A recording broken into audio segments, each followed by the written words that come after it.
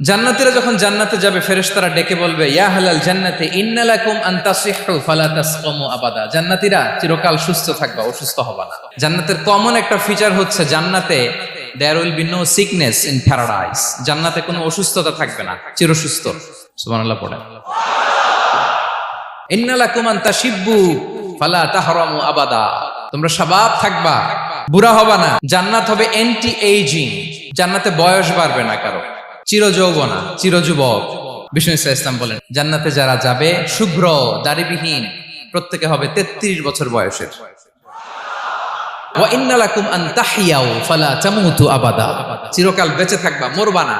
এবং সেদিন জান্নাতে মৃত্যু দেয়া হবে, মৃত্যু দেয়া হবে। ইউতাল মাউতু বিকাবশিন আমলাহ। একটা ছাগলের আকৃতিতে মৃত্যুকে আনা হবে। ফায়ুযবাহুল মাউত, মৃত্যুকে জবাই দেয়া হবে। এবার জান্নাতীরা তাকিয়ে থাকবে।